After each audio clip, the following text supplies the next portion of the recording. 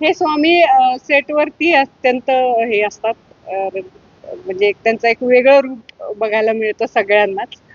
पण मला ते ते सवयीचं झालेलं आहे.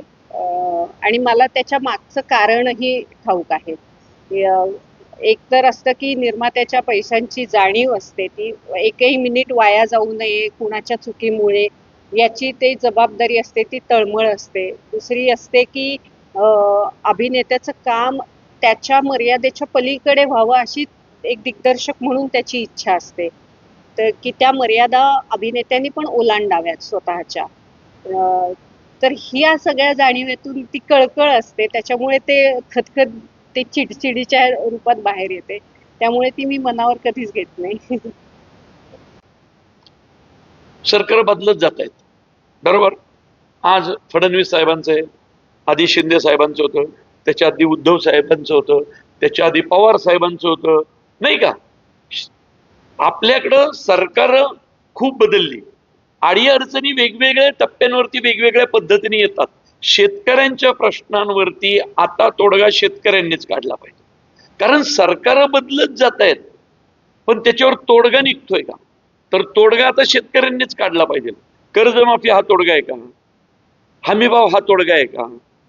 बोगस बी बियाणं संपवणं हा तोडगा आहे का? खोटी खतं आणि त्याच्या फवारणी हा तोडगा आहे का? बोगस बी बियाणं शेतकरी कृषी सेवा केंद्रांमधूनच कधीतरी विकली गेली, दुबार पेरणी तिबार पेरणी झाली, मग त्याला शेतकरी जबाबदार आहे का? शेतकऱ्याचा अभ्यास कमी पडतोय. आता शेतकऱ्यांनी कुणाला जाब विचारायचा आम्ही सांगितलंय. शेतकऱ्याने अभ्यास केलाच पाहिजे, आम्ही सांगितलंय. पंजा शेती करतोय म्हणून खापर पंजा, म्हणून पंजा, म्हणून आजा, म्हणून बाप, आता पोरग पण चालणार नाही.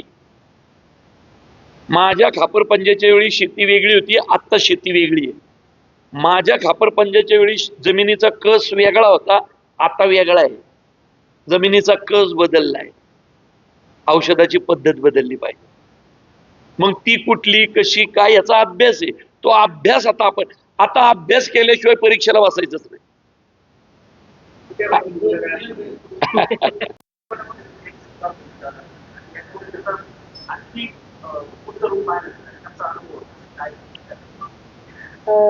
धर्मवीर चित्रपटामध्ये जी भूमिका होती ती दमदार होती, ती करून घेतली होती यांनीच माझ्याकडून. आणि पण ती भूमिका लांबीने छोटी होती. आता ही जी आहे ती मध्यवर्ती भूमिका आहे, त्यामुळे करताना जबाबदारीची जाणीव जास्त होती.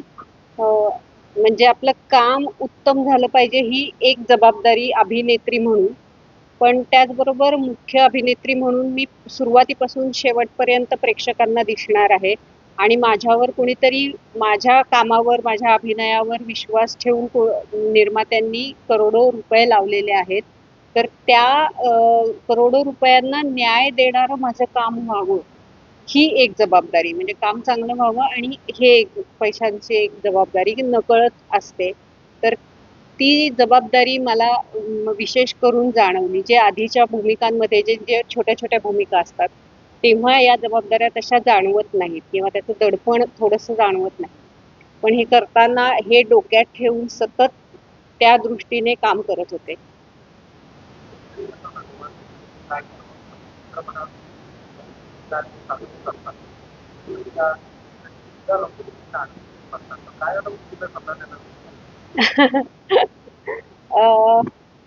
तिने शेतकरीच निवडले. हा, मी शेतकरीच मुलगा निवडलाय, त्यामुळे तुम्ही बघताय सगळेजण कसा संसार चालू आहे आमचा. त्यामुळे मुलींना मी नक्कीच आवाहन करेन. पण याच्यामध्ये शेतकरी मुलांचा पण भाग आहे. जसं प्रवीण म्हटला की शेतीकडे शेतकऱ्यांनीच आता खूप पॉझिटिव्हली बघितलं पाहिजे, अभ्यास केला पाहिजे. त्याच्यामध्ये प्रगतिशील शेतकरी होण्यामध्ये किंवा म्हणजे व्यवस्थित शिक्षण घेण्याकडे त्याच्यामध्ये कल गेला पाहिजे. आणि जर तुम्ही शेतीचं शिक्षण घेताय तर शेती केली पाहिजे ते शिक्षण घेऊन. म्हणजे BSc ॲग्रिकल्चर करून तुम्ही दुसरं काहीतरी करताय, UPSC MPSC, तर ते शेतीला उपयोग होणार नाही. मग शेतीकडे दुर्लक्षच होईल. आणि त्यामुळे आणि दुसरी गोष्ट अशी झाली की मुली करत नाहीयेत शेतकरी मुलगा, याचा मला एक ऑब्झर्वेशन किंवा निरीक्षणातून असं वाटतं की त्यांनी त्यांच्या आयांची अवस्था बघितलेली आहे, किती कष्ट केलेले आहेत आयांनी. आणि तर त्या कष्टांची जाणीव घरातल्या पुरुष पुरुष मंडळींनी किंवा इतरही घराच्या सदस्यांनी ना ती थोडीशी जाणीव ठेवली पाहिजे. ती कुठेतरी ठेवली जात नाही असं मला वाटतं. तर मुलींनी जर आईची अवस्था बघितलेली असेल बिकट, तर मुलींना स्वतःला किंवा घरच्यांना तरी का वाटेल की आपल्या मुलींनी पण सेम परिस्थितीत पडावं. तर एकूणच ह्या सगळ्याचा सामाजिक दृष्टीने पण विचार व्हावा आणि वैयक्तिक दृष्टीने पण विचार व्हावा असं मला वाटतं.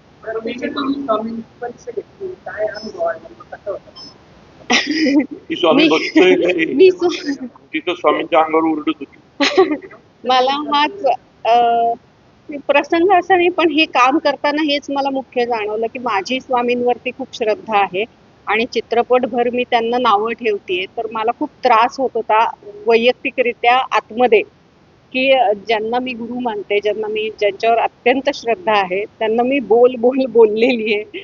तर मी रोज आपलं शूटिंग संपल्यानंतर जशी सरांच्याच पाया पडायचे स्वामी समजून, की स्वामी मला क्षमा करा, हे माझं काम आहे म्हणून मी तुम्हाला बोलतेय, बाकी काही नाही. पदोपदी जाणवत होतं त्यांच्या आशीर्वादाशिवाय आणि त्यांच्या कृपेशिवाय इतकी मोठी म्हणजे एवढं मोठं काम होऊच शकलं नसतं. माझ्याकडून तर अजिबातच होऊ शकलं नसतं. त्यामुळे पदोपदी जाणवत होतं की ती शक्ती माझ्याकडून ते करून घेतेय. त्यामुळे मी पूर्णपणे त्यांना आपण काय म्हणतो समर्पित झाले होते की मी फक्त आहे इथे, तुम्ही माझ्याकडून करून घ्या, एवढंच मी म्हटलं होतं त्यांना.